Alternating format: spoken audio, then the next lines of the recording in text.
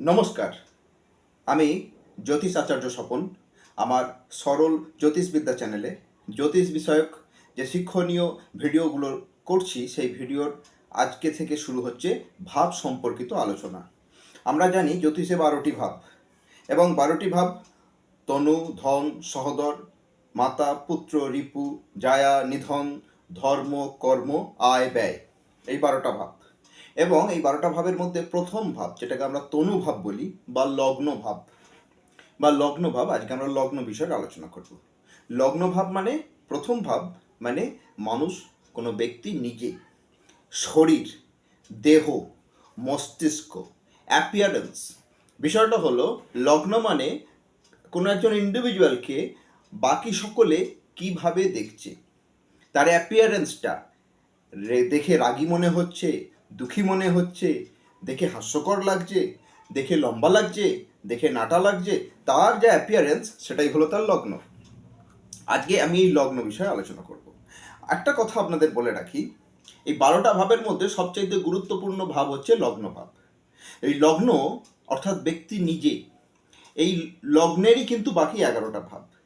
এই লগ্নটা যদি ঠিক থাকে, বা লগ্নটা যদি সঠিক থাকে বা ঠিকঠাক থাকে, বাকি 11 ভাবটাও ঠিক থাকতে বাধ্য। অর্থাৎ ব্যক্তি যদি নিজে ঠিক থাকে, নিজে থেকে যদি নিজে ঠিক থাকে, তাহলে তার টাকা পয়সা, ধন, স্ত্রী, পুত্র, কন্যা, অর্থ, বিদ্যা, সামর্থ্য, কর্ম সব ঠিক থাকবে, সব কিছুই সে ভোগ করতে পারবে, সব কিছুর সে ফল পাবে। কিন্তু যদি লগ্নটাই না ঠিক থাকে, তাহলে অন্যগুলো কিভাবে পাবে? এই লগ্ন সম্পর্কে আমি একটা গল্প বলবো। আমাদের উপনিষদে একটা উপাখ্যান আছে, শুনতে ভালো লাগবে, শুনবেন গল্পটা।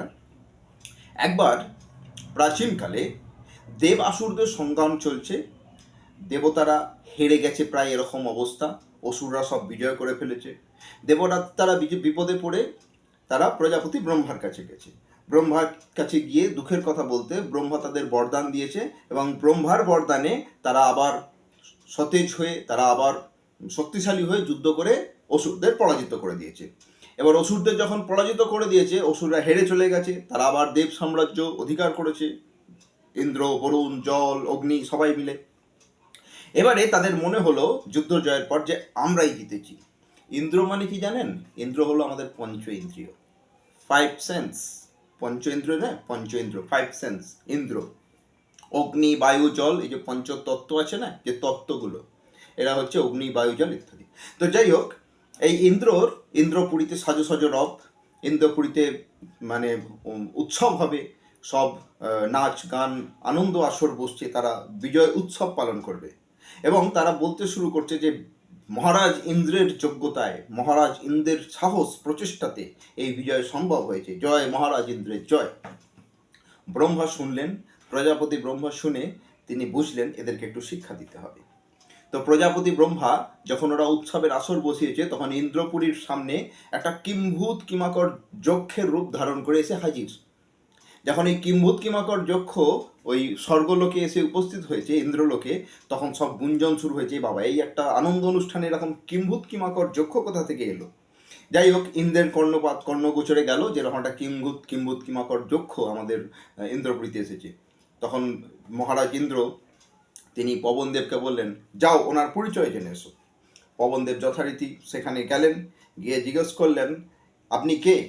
তখন ওই যক্ষ মহারাজ ওই পবনদেবকে প্রত্যুত্তরে জিজ্ঞেস করলো, আপনি কে, কি আপনার পরিচয়? তখন পবনদেব বলল, আমি হচ্ছে পবনদেব, বায়ু, আমি সব কিছু উড়িয়ে নিয়ে যেতে পারি, আমি আমি মতিরস্যা।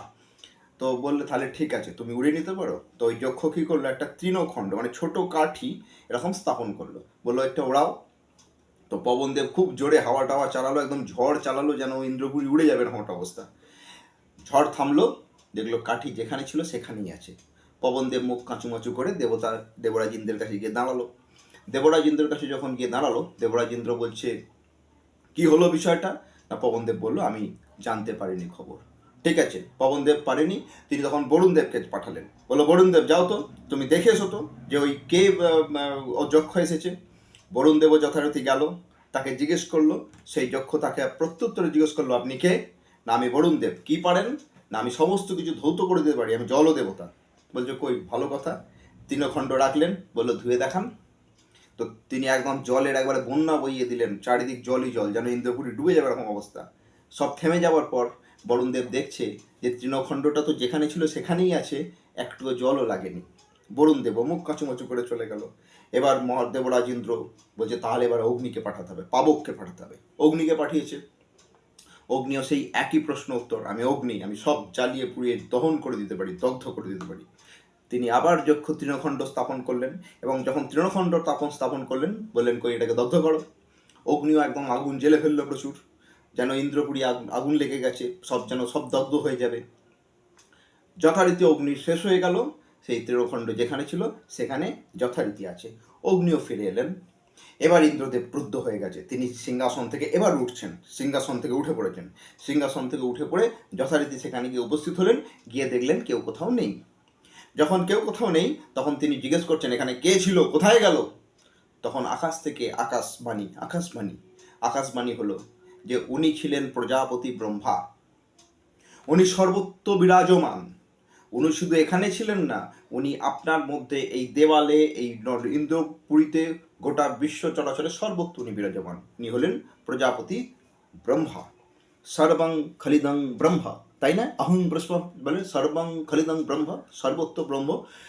তো গল্পটা এখানে শেষ হলো। এই লগ্ন হলো ব্রহ্ম। লগ্ন মানে ব্রহ্ম, সৃষ্টিকর্তার সৃষ্টি, অর্থাৎ সর্বত্র বিরাজমান।